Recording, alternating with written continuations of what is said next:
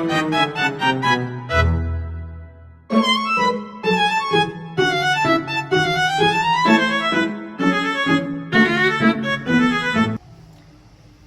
teman-teman, nama saya Nurulfa Nadila dengan NIM 507001230001. Nah, untuk memenuhi tugas dari mata kuliah studi kasus Public Relation dengan dosen pengampu Ibu Suryani Musi, SOS MIKOM, saya akan mempresentasikan hasil dari tugas paper saya, yaitu mengenai corporate branding dan corporate reputation. Nah, yang pertama akan saya bahas yaitu tentang corporate branding. Apa sih itu corporate branding?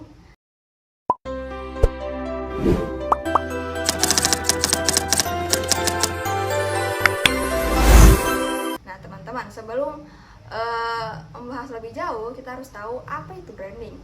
Nah, menurut American Marketing Association atau AMA, brand itu adalah semacam nama, istilah, tanda, desain, atau kombinasi dari semua hal itu yang dimaksudkan untuk menjadi identifikasi yang membuat barang tersebut berbeda dengan barang lain yang menjadi pesaingnya.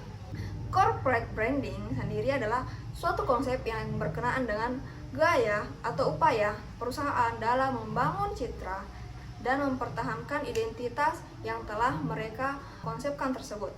Ini adalah cara perusahaan dalam mengomunikasikan nilai-nilai atau visi dan kepribadiannya kepada para pemangku kepentingan. Nah, dalam hal ini itu seperti karyawan, pelanggan atau customer, investor, dan mitra bisnis. Nah, corporate branding merupakan hal yang sangat penting karena ini tuh menyangkut dengan kepercayaan publik terhadap perusahaan tersebut. Jika sebuah perusahaan memiliki branding yang baik, otomatis perusahaan tersebut bisa diterima oleh masyarakat. Perusahaan tersebut juga suatu perusahaan juga hendaknya memiliki sebuah hal yang dibilang unik atau menarik sehingga mereka bisa gampang diingat dan melekat di hati para khalayak atau konsumen. Dalam konteks corporate branding ini ada prinsip-prinsip dalam membangun hal tersebut. Menurut Knox atau Bickerton di 2003 ada seperangkat prinsip panduan dalam bagaimana sih cara membangun corporate branding. Nah, hal ini disebut The Six Convention of Corporate Branding Management. Nah, yang pertama itu ada brand context. Brand context itu sendiri mengacu pada bagaimana perusahaan itu bisa mengetahui seperti apa mereka sekarang, apa yang ingin mereka capai dan apa visi mereka di masa depan. Nah, sebelum menentukan merek, mereka harus tahu tujuan mereka apa. Setelah bisa membaca konteks yang telah mereka analisa, selanjutnya adalah brand construction. Nah, di brand construction ini perusahaan itu membangun atau mengonstruksikan apa yang ingin mereka masukkan dalam branding atau merek yang ingin mereka tampilkan tersebut. Mereka menyusun nilai-nilai apa sih yang ingin mereka tanamkan, ideologi-ideologi apa yang ingin mereka tampilkan, apa yang ingin mereka capai, dan janji serta kayak semacam identitas apa sih yang bisa menjadi perbandingan mereka dengan perusahaan yang lain. Nah, setelah brand itu dikonstruksikan, selanjutnya adalah brand confirmation. Nah, pada tahap ini perusahaan mengonfirmasi, menyampaikan dan mengomunikasikan konsep brand yang telah mereka buat itu kepada pihak internal perusahaan sendiri atau dalam hal ini karyawan atau pihak eksternal atau orang yang berada di luar perusahaan seperti publik atau masyarakat luas. Nah, selanjutnya setelah disampaikan prinsip selanjutnya adalah brand konsistensi. Nah, seperti namanya konsisten, perusahaan harus memiliki kekonsistenan dalam menyampaikan konsep brand tersebut. Jadi apa yang mereka katakan di saluran satu, itu juga yang mereka harus sampaikan di saluran yang lainnya agar tidak membingungkan. Misalnya di saluran ini mereka bilang brand kita akan menjadi A. Nah, di saluran yang B mereka juga harus bilang brand kita ini akan menjadi A. Jangan sampai mereka bilang menjadi B sehingga penonton atau khalayak itu tidak bingung. Dan brand hendaknya memiliki kredibilitas agar mereka bisa dipercaya. Dan kemudian brand continuity. Nah, brand continuity itu adalah bagaimana brand itu merefleksikan nilai-nilai yang mereka tanamkan di konsep brand mereka itu di perilaku mereka sehari-hari. Nah, dalam hal ini adalah aktivitas atau budaya perusahaan mereka. Misalnya, dalam brand itu mereka menanamkan nilai-nilai kedisiplinan atau kejujuran. Nah, dalam praktik kerja perusahaan itu, mereka juga harus menanamkan prinsip kejujuran dan kedisiplinan dalam kinerja perusahaan. Jadi, janji yang mereka katakan kepada masyarakat itu bukan hanya diucapkan saja, tapi benar-benar diterapkan dalam kehidupan sehari-hari. Jadi, bukan omong doang. Kemudian selanjutnya adalah brand conditioning. Nah, brand conditioning itu semacam pemeliharaan terhadap konsep atau merek yang telah mereka bangun. Dalam hal ini, merek mereka itu harus tetap dipantau, dijaga, dan dievaluasi agar jika ada yang salah mungkin bisa diperbaiki atau diperbaharui agar tetap relevan dengan kebutuhan konsumen dan perkembangan zaman. Selanjutnya itu corporate reputation. Nah, corporate reputation adalah pandangan publik, pandangan orang-orang yang berada di luar perusahaan terhadap perusahaan tersebut. Nah, hal itu bisa dilihat dari ide atau gagasan perusahaan yang dapat diterima oleh publik sehingga memberikan semacam kesan publik terhadap hal tersebut. Reputasi perusahaan itu tidak dibangun dalam waktu yang sebentar. Itu membutuhkan waktu yang cukup panjang karena butuh banyak kinerja yang baik, butuh banyak pencapaian tinggi yang terus-menerus dan kontinu, dan butuh prestasi-prestasi yang harus dikumpulkan oleh perusahaan tersebut agar bisa memiliki reputasi yang baik di mata publik. Sebaliknya, jika perusahaan tersebut selalu memiliki pandangan yang jelek atau selalu dikritik, selalu dicaci oleh publik, nah di situ berarti perusahaan itu memiliki reputasi yang buruk karena mereka senantiasa dipandang negatif oleh publik. Ada beberapa faktor yang mempengaruhi corporate reputation. Yang pertama itu adalah kualitas produk yang ditawarkan. Kualitas produk itu termasuk hal yang sangat mempengaruhi karena produk yang memiliki kualitas tinggi dan bisa diterima di masyarakat luas itu akan berdampak positif pula pada perusahaan itu sendiri. Nah, faktor yang kedua adalah kinerja keuangan. Kinerja keuangan sendiri itu berfokus pada bagaimana perusahaan itu mengelola keuangan dalam sebuah perusahaan. Bagaimana perusahaan itu mengatur kekonsistenan laba atau keuntungan yang didapat oleh perusahaan tersebut, atau bagaimana perusahaan mengatur likuiditas yang mereka kelola. Likuiditas itu sendiri adalah kewajiban yang harus perusahaan bayar dalam jangka waktu yang pendek seperti hutang, biaya operasional, atau gaji karyawan. Nah, jika kinerja atau tata kelola keuangan dalam sebuah perusahaan itu berjalan dengan baik, tentu saja reputasi mereka masih bisa untuk diperbaiki lah. Kemudian yang ketiga adalah kontribusi perusahaan terhadap masyarakat sosial. Hal ini tuh selalu berkenaan dengan apa sih aktivitas atau kegiatan-kegiatan yang dilakukan oleh perusahaan itu yang memiliki dampak sosial kepada masyarakat, seperti bantuan kesehatan, bantuan pendidikan seperti beasiswa atau pelatihan, pemberdayaan masyarakat, atau mungkin gerakan peduli atau ramah lingkungan. Itu termasuk kegiatan-kegiatan sosial yang bermanfaat. Nah, hal ini bisa mengubah persepsi dan memiliki ladang bagi perusahaan agar mendapat citra yang baik di mata masyarakat. Nah, hal ini disebut dengan CSR, Corporate Social Responsibility.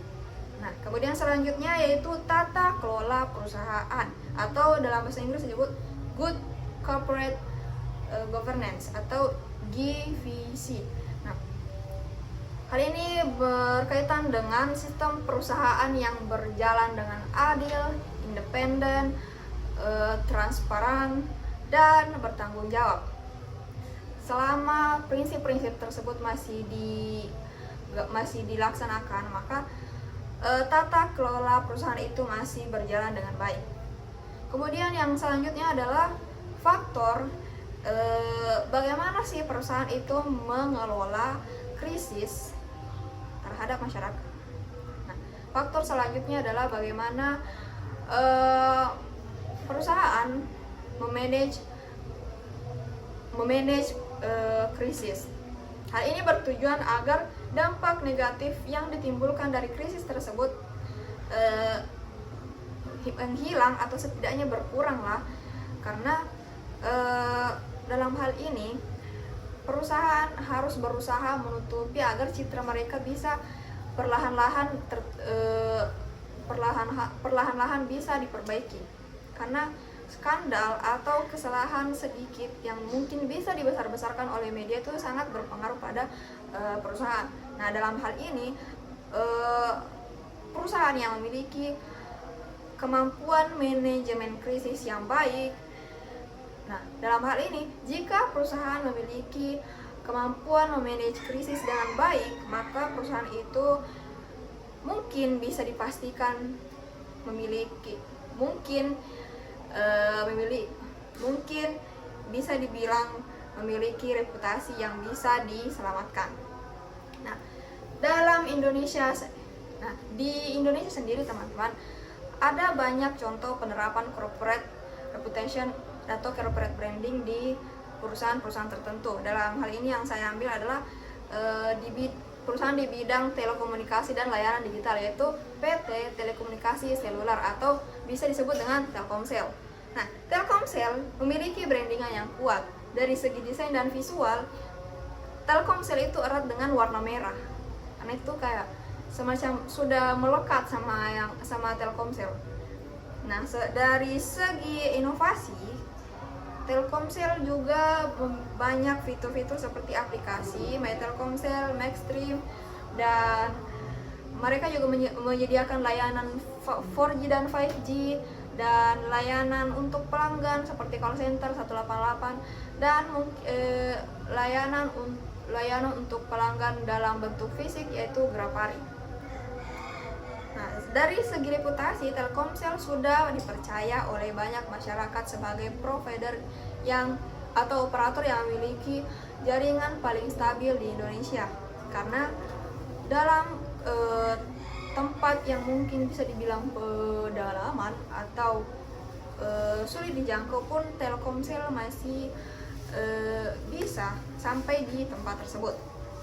Karena selain itu, Telkomsel juga sering mengadakan kegiatan-kegiatan CSR seperti internet baik, semacam campaign atau kampanye digital agar melek terhadap isu-isu yang berkaitan dengan dunia digital. Nah, ada juga kegiatan peduli lingkungan, bantuan kesehatan, bantuan pendidikan, dan pemberdayaan masyarakat.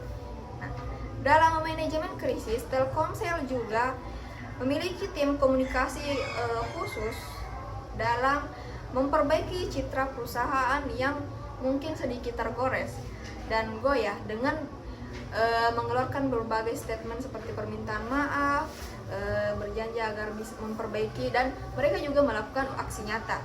Nah, hal ini bisa memperkuat reputasi mereka sebagai penyedia layanan yang bisa diandalkan, teman-teman. Oke, jadi kesimpulannya, corporate branding dan corporate reputation merupakan dua hal yang tidak bisa dipisahkan. Nah, dalam hal ini, corporate branding itu berfokus dari bagaimana perusahaan mengenalkan dirinya kepada masyarakat. Bagaimana perusahaan membuat janji bahwa saya adalah begini, saya tuh begini, saya akan begini, dan saya berjanji akan begini. Jadi point of view di sini adalah perusahaan. Bagaimana perusahaan itu memperkenalkan dirinya kepada masyarakat. Sedangkan corporate reputation itu berorientasi kepada masyarakat, karena di sini itu dinilai bagaimana sih masyarakat menilai perusahaan, baik dari segi kinerja, pencapaian, prestasi, dan lain-lain. Jika masyarakat memiliki pandangan yang baik, otomatis perusahaan itu juga memiliki reputasi yang baik. Dan jika sebaliknya juga, maka perusahaan akan dicap sebagai perusahaan yang memiliki reputasi yang buruk. Jadi point of view dari reputasi itu adalah masyarakat. Nah, jika perusahaan mampu mengintegrasikan keduanya dan memiliki jika perusahaan mampu mengintegrasikan keduanya, maka ia akan memiliki daya saing yang berkelanjutan dan kepercayaan dan memiliki jika perusahaan mampu jika perusahaan mampu mengintegrasikan keduanya, maka ia akan menjadi perusahaan yang memiliki daya saing yang tinggi, memiliki kepercayaan publik yang kuat, dan bisa diterima di berbagai sendi masyarakat. Oke, mungkin itu saja teman-teman pembahasan saya tentang corporate branding dan corporate reputation. Jika ada kesalahan, saya mohon maaf. Lebih dan kurangnya mohon dimaafkan. Sekian, terima kasih. Assalamualaikum warahmatullahi wabarakatuh. Dah teman-teman.